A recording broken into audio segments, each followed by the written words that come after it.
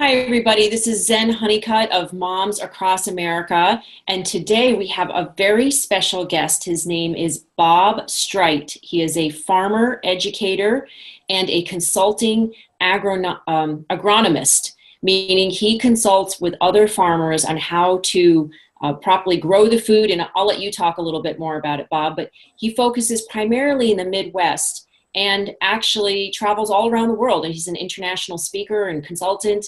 And I had the pleasure of meeting him in Beijing, China at a food conference a couple of years ago and have been speaking with him and consider him a friend now for years.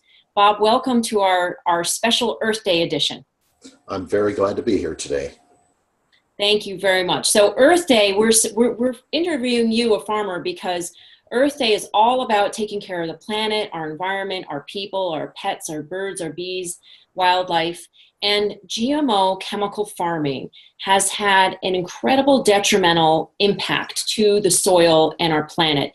And new studies come out are showing that it actually decreases the integrity of the soil, the organic matter in the soil, and can reduce carbon sequestration. And the carbon sequestration is important for reducing climate change.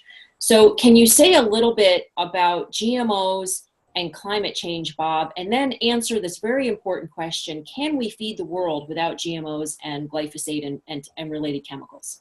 Well, those are very, very good and important questions. And China kind of opened my eyes a lot in that the top 30 scientists in the world were there discussing this and a support to the Chinese people and their health. But as far as what we see right now, a lot of the younger top farmers are realizing that they actually get better yields, they've got healthier crops, and their financial bottom line figures are a lot better if they go back to conventional crops. We're seeing the GMO crops have some inherent weaknesses in that when they insert, say, the Roundup gene, the zinc level goes down roughly 25% and the manganese level drops even more. And if you're missing those minerals, the plants are not going to stay healthy. And the mineral deficiencies that we're seeing in the plants are going up the food chain and affecting human health at the same time. We got a lot of farmers that are looking at their bottom line and saying, hey, I'm seeing better yields with conventional crops. I don't have to use Roundup anymore. And as a matter of fact, we're not seeing glyphosate being a very effective broadleaf killer because contrary to what was told to us 15 years ago when the decisions were being made, there has been a big increase in resistant weeds anymore that right now we have a real tough time controlling without any new herbicides on the horizon to control it. So it's got farmers asking the basic question: have we gone down the wrong path when we place complete reliance on using herbicides that have a finite lifetime? Right. So to be clear to our viewers, the conventional crops that you're talking about mean non-GMO. Some of them might be hybrid, but they're non-genetically modified to withstand toxic chemicals and herbicides. So the farmers are no longer spraying their crops with these toxic herbicides so that the weeds will die and the crops will live. Is that correct? We're talking non-GMO. That is correct. We're going back to conventional herbicides from years ago. They're safer, they're not broad spectrum chelators, and we don't have nearly as harmful of effect on human and soil biology as a result. Okay, so most people are not aware that most farmers aren't aware that Roundup was classified and patented as a medicine. And when they listed all the microbes, say the fungi and bacteria that it controlled, it included most of those that were important to soil health, as well as microbes that are in the human GI tract. Right. So when you mention as a medicine, specifically, it was patented as an antibiotic, which means it destroys the beneficial gut bacteria and the beneficial bacteria in the soil, correct? That's correct. And if you want to win an argument, you just quote the patent number 7771736, and the argument's over with. Okay, great. Thank you. We like to know how to win arguments, especially with people who are arguing with us that GMOs are safe and that glyphosate is safe. We beg to differ. We think that they're not feeding the world, they're making us sick. And so we are excited about the regenerative organic movement, biodynamic, organic, and all types of farming which do not include toxic chemicals and GMOs. So do you think we can feed the world without GMOs and glyphosate? I know we can because farmers that have gone away from the GMO crops have healthier crops, more bushels, higher yields from those fields, and also we are seeing premiums being paid for some of the grain, so they're ending up making more money per acre by making those switches. Wow, well, that is great news to hear firsthand from a farmer educator that farmers can do it. You can switch over, it is more profitable. And by healthier crops, we probably also mean healthier soil, right? Which reduces the depletion of the topsoil. I mean, we're in a scary situation. I've heard that in Europe, they said they only have maybe 30 years left of farming if they continue destroying the topsoil the way they are with toxic chemicals. So by healthier crops, do you also see evidence of healthier soil? Well, within the last, say, 25 or 30 years, in the Midwest, where we got some of the best soil in the world, the organic matter, 50% of it has disappeared. And this top 12 inches of soil is basically what is keeping the human population alive. It produces a food, contains the microbes in it, and the minerals that are in it that get into the plants end up becoming the nutrients in our diet. So if we continue to degrade our soil, we're probably going to wipe ourselves out. If you look at long-term historical trends, when countries destroy their soil or degrade it, that's when diseases come in and human populations are wiped out, or they have to move to new areas and there's no new areas anymore. Right. Wow. Well, we do have a long way to go to raise awareness about this, but consumers can do something every day by eating organic and by, I believe, by eating organic and having that shift from the toxic GMO chemical farming to safer, healthier farming practices. And by composting in your own backyard, right? Adding that nutritious material, plant material back into the soil. And by using, would you say cover crops as well are important in farming? Yeah, the role of cover crops is expanding a lot. Right now, I live in Iowa. We've got about 700,000 acres of cover crops. They're predicting we need 17.5 million. I don't know if we'll get there, but the role of cover crops is plants, depending on species, will shove maybe 30 to 50% of the sugars they form out the roots to feed the microbes. And we're trying to restore that microbial population, but they will expand in value. Some of the pesticides right now in the last year, we see a greater concentration on those that have biological origins. They're microbes, say for instance, that will take out damaging insects or damaging pests. They don't kill them, they basically dissolve them, so much safer to humans and non-target species. Wow, well, that's great. Well, so what challenges are farmers facing? Like, let's say they see that their neighbor is getting a better yield from going non-GMO. What challenges are they facing to do that? It's a matter of education, and that farmers used to look to the universities for their latest information, stuff that was more valuable. And we basically see a lot of money was put into the educational systems and universities, and as a result, the agronomists and educated farmer students that are coming out have not heard the latest, and they're tending to go the GMO route, and they're being, I'd want to say, brainwashed, which is probably a kind term, but we need a non-biased educational system in place and the information to go out there. We need to, I'd say, keep moving away from hard chemistry, which a number of companies are. So I guess I've got a lot more hope now that it will happen than I did 3 to 5 years ago. Oh, that's great to hear. Awesome. And so do you see a shift from GMO to non-GMO? Is there a percentage that you would put on it? I know you've traveled to South America more than a dozen times. You must have a perspective on the global GMO market and to non-GMO. What are you seeing? Well, I get to South America a lot. Most of the top plant path people down there are good friends of mine. I've been to Finland, I've been to Russia, Ecuador, and the commonplace person, the commonplace farmer doesn't like the heavy-handed nature that a company in St. Louis held.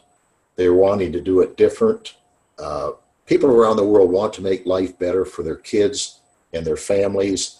They want them to be healthy. They want to see their children and grandchildren outlive them. That isn't always the case. So they're making the changes. They're trying to work with nature instead of fight her all the time. And that's what we got to learn to do. Well, that's great to hear. You know, from the very beginning of this food movement 5 years ago, for me, many people have been doing this for 20, 30 years. I never thought it was a good idea to vilify the farmers because I've got, farmer up the street from me when I was a kid, he works hard and he's committed, and you have to manage not just growing food, but business and finances and science and biology and physiology. You have to be a very intelligent, multitasking person to do farming, no matter how you're doing it.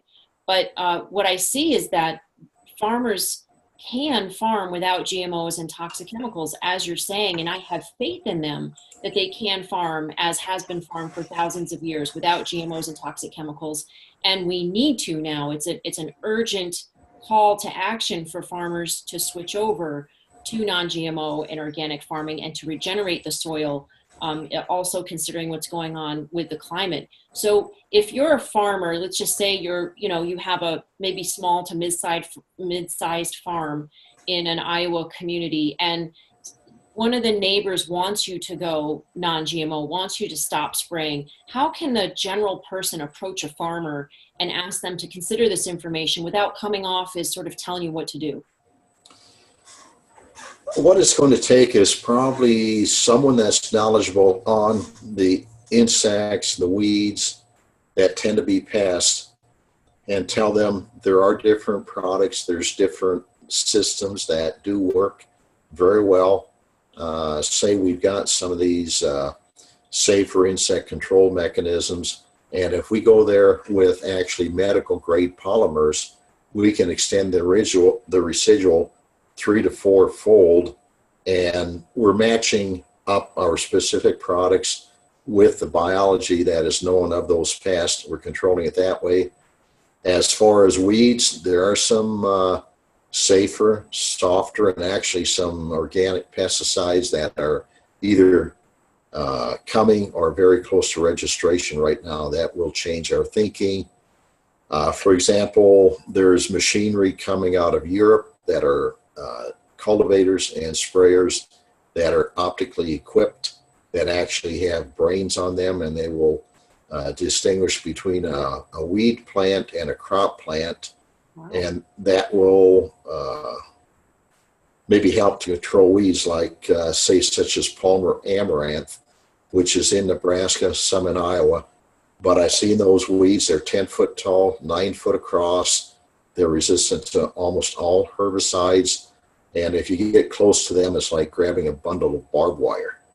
And they're resistant to everything. So we got challenges like that here that right now no current pesticide is able to tackle, because we've used the same approach, same product time after time. And Mother Nature and the heterogeneous nature and genetics of a lot of these pests means that nature is going to win out if we do the same thing over and over again. Yeah, don't mess with Mother Nature. We just get tougher. That's right. Well, she just gets tougher, and moms do too. But yeah, we appreciate that. We need to work with nature, is what you're saying. The farmers can see that. Yeah. Yeah. Change tactics. Don't get stuck in a rut. One big challenge right now is nitrogen for plants. I scuba dive. There's 78% nitrogen in the air, so kind of the crown jewel is if we could suck more of that nitrogen out, put it on the plant. There are some USDA bacteria that will do that, and we're seeing more of the microbial mixtures that have nitrogen fixing bacteria that live in the soil, and they will do that job. So we're continuing to work on these things. Great. So if I want to get my local farmer, I mean, they're not that local. I live in Orange County, but a farmer, you know, at a ranch perhaps, or from a farmer's market that I go to switch over to non-GMO, can I give them your website or a flyer, or is there information? Where could we direct them to find out how to switch their farm over? There's a number of good agronomists that are out there looking at it. A lot of those people say go to the ACRES conference, ACRES conference, which is held on a yearly basis in the Midwest. I had to speak at a food conference out in Massachusetts last fall. It was called the Bionutrient Food Conference.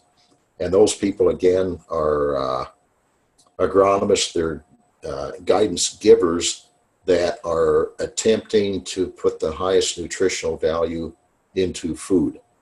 Our website itself is centraliowaag.com. Say, for example, I'm working with a few friends of mine. We are raising corn yields that are double what other farmers are doing. And what we're doing is making sure we're having a very good so-called Haney or soil health score.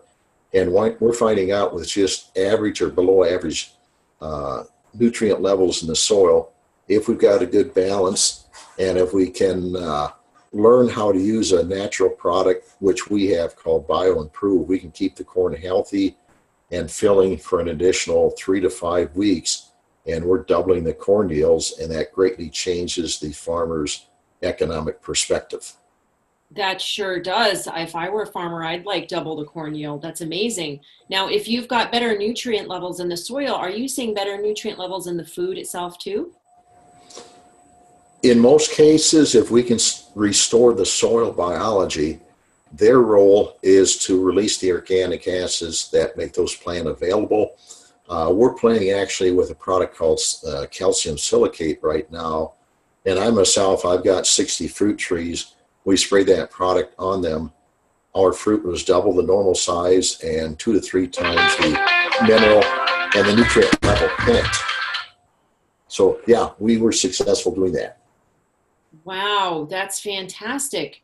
So I'm really excited to hear that there are alternatives and that there are things that farmers can do. So these are conventional farmers that use some of these products to improve the soil content and to treat fruit trees with non-harmful chemicals, correct? And so they're shifting. Is that it? Did they use toxic chemicals before and now they're shifting?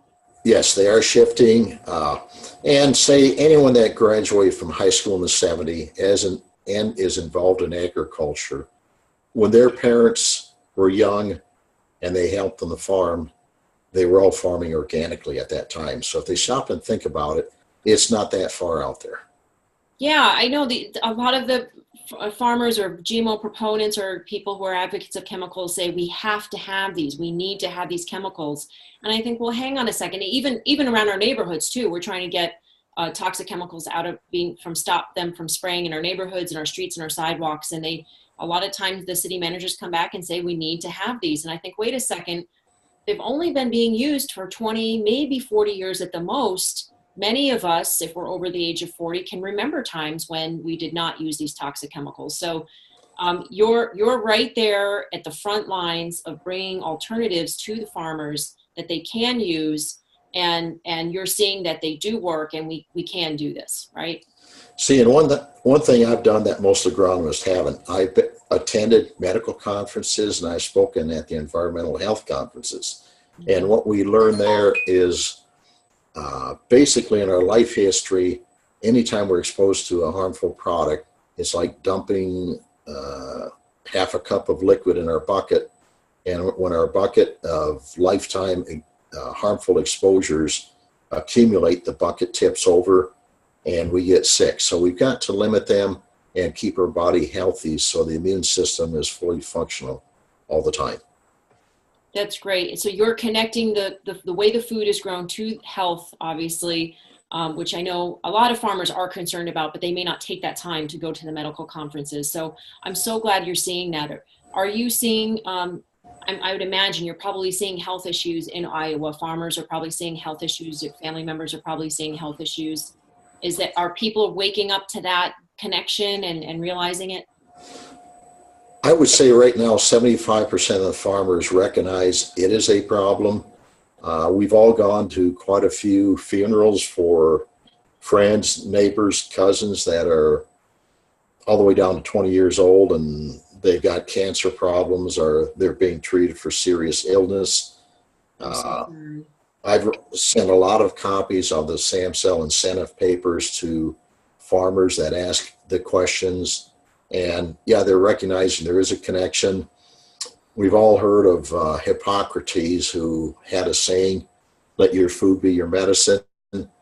There's a friend of mine is Dr. Arden Anderson. He wrote a book called Real Food, Real Medicine, which basically was a play off of Hippocrates. Great. So what was the name of the book again? Real Food, Real Medicine. Real Food, Real Medicine. Okay, great, by Art Anderson. And all right, well, is there anything else that you want to say about the food supply and GMOs and what we can do to help reduce climate change and celebrate Earth Day this year? Just enjoy it. Be aware that there is a good farmers market there. I guess support it. Talk to the growers. Make sure that what they're bringing to the market, besides being organically raised, is going to be high in nutrition and free of pesticide residues. There will be different electronic devices out that will be handheld that a housewife will be able to take and use it when she goes to the food market. So support the local grower. Realize that different size farmers have different quality of food they're putting out. So ask the right questions and I guess be observant of that. That's great. It's a good point because a farm can switch to organic but not be real focused on the mineral content of the soil. So if they speak to an agronomist like you, they can actually test the soil, pay attention to what's going on in the soil, and make sure also that the soil can quickly be free of residues, right? There's ways to draw out the pesticides. I hear there's mushrooms and different ways to get to actually look at that. So just switching to organic is not going to cut it if you're not actually paying attention to the soil. So yeah, thank you for that point. Yeah, to me, one thing I would do for anyone that goes to the hospital or has to go see a doctor is to get their urine tested for Roundup levels. We've got a lab in Southwest Iowa or Southeast Iowa, Research Health Labs, that for $100, they can send it in. And if they happen to come up with a higher residual level than they would like, there are some remediating steps they can take to lower those levels. Yes, that lab is called Health Research Institute Labs in Iowa. You can check them out. There are many labs now that actually test. Great Plains Lab and Detox Project that test for Resco, and different labs that test for glyphosate. But we know that the Health Research Institute Labs uses the methodology that's validated, and we appreciate that very much. They also assess the data so that they can see an overall picture of the human population. So then they can give that information out to healthcare providers like you're talking about at conferences. So that really does help us all in general. I want to thank you, Bob, for being on with us today. I want to thank you for contributing to my book, also my upcoming book, Unstoppable: Transforming Sickness and Struggle into Triumph, Empowerment, and a Celebration of Community. Your section about the state of GMOs and the food supply is an important perspective on what's going on globally. And I do really appreciate you taking the time to contribute to my book. You can check out the book soon on momsacrossamerica.org under books. We'll have the link to be able to order there. It's coming out very soon. But in the meantime, if you want a free download of the chapter, How to Talk About GMOs to Your Friends and Family, you can go to momsacrossamerica.org /book-sign up. And you can check out that chapter about how to talk about GMOs to your friends and family. And thank you, Bob, very much for being on with us. Happy Earth Day, everyone. And please give a hug to your farmer. Thank you. Very good show. Looking forward to seeing your book. Thank you so much, Bob. Take care, everyone. So long.